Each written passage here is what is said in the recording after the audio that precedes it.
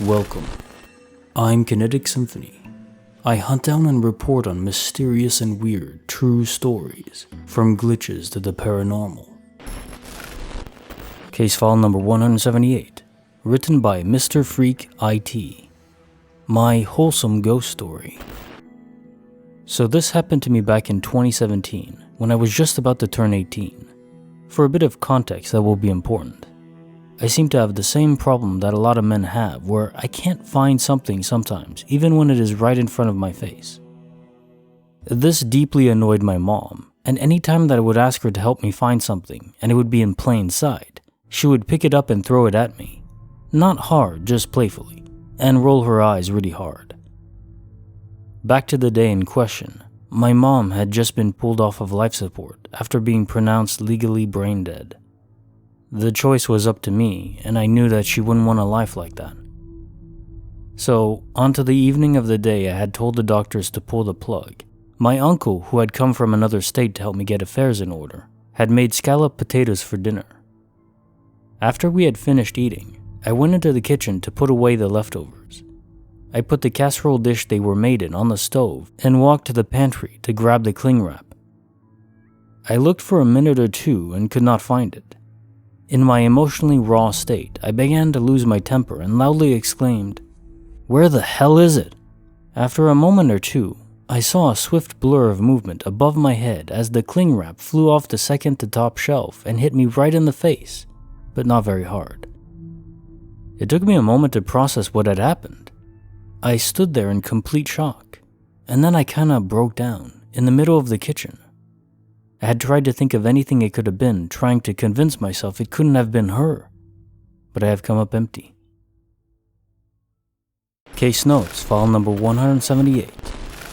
I am genuinely sorry for your loss. I can't imagine how I'd process losing my own mom. Anger would probably be involved too, snapping at people or just things. I don't know if anything could help dissipate that negative flow of emotions more than a sense of closure. Not only knowing how the chapter on your mom's story ended, but that a sequel was launched and she wanted you to know that too, that she's okay. She's on another adventure for her, but she'll still toss you whatever you can't find in the nest, here and there. A beautiful thought. If you're enjoying this video, consider giving it a like. Now on to the next story. Case file number 179, written by VcommandarV. Jinns aren't what most think they are. We call those entities in Islam and Arabic as jinn. They are basically ghosts, but they're not spirits or souls of dead people. I was always confused on how other people were scared of a soul of a dead person instead of a demon or something. They are different beings. Babies, children, and animals can see and feel them when they are not hiding themselves, and they can shapeshift like an illusion or something and change their voice, even give you dreams, usually nightmares. I remember 2 encounters I had with them. The first was when I was maybe 4 or something, with my 6-year-old brother. Our house was small. We were in the bedroom on the bed with our mother getting ready to sleep, and suddenly we heard marks, a sort of scraping sound. We looked up and saw a mark of 3 nails or 3 lines being made on the ceiling with the sound in tow. Our mother hugged us tightly. They continued about 7 centimeters, then stopped. You might say it's something on the roof, etc. Most if not all Arab houses are made with thick concrete or stone blocks which are filled, and the marks were made inside the home. The next day when my mother reported the encounter to our father, he said that a couple days ago, he felt an urge to wake up from sleep at night, which he did, and he saw a small imp-like shadow that quickly darted out of the room as if floating super fast. The door was slightly ajar.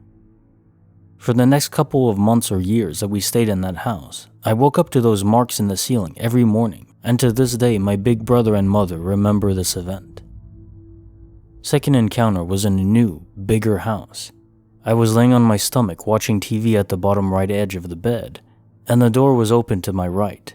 In the corner of my eye, I saw a hairless, browless white person slowly sticking one of his eyes out to peek in the room. I turned my head just in time to look at him in the eyes. Then he pulled back super fast. I jumped out of bed and looked into the hallway immediately to see that no one was there. I went to my mom because she was the only white person in the house.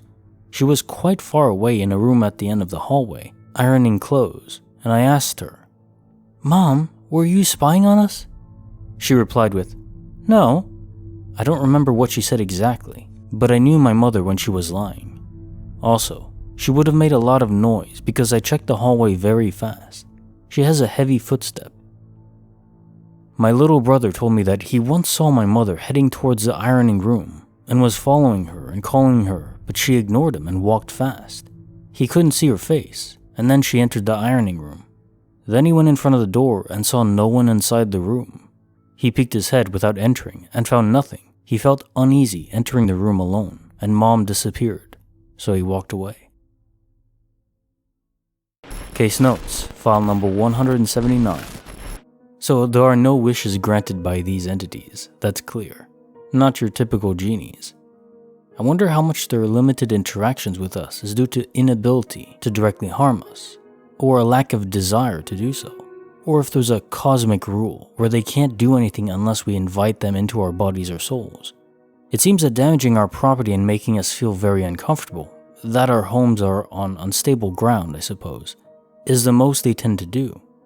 Be it how most in the West in common parlance would describe these as jinns or just ghosts or even real demons, it doesn't really matter. They have limits. It doesn't mean it's wrong to be afraid of them. No doubt I would be too. I say that to try to temper the fears of those who do or are experiencing this. Like knowing how few people die in a plane crash. It doesn't necessarily make flying less scary for those who have a fear of it, but it can help a bit. I hope.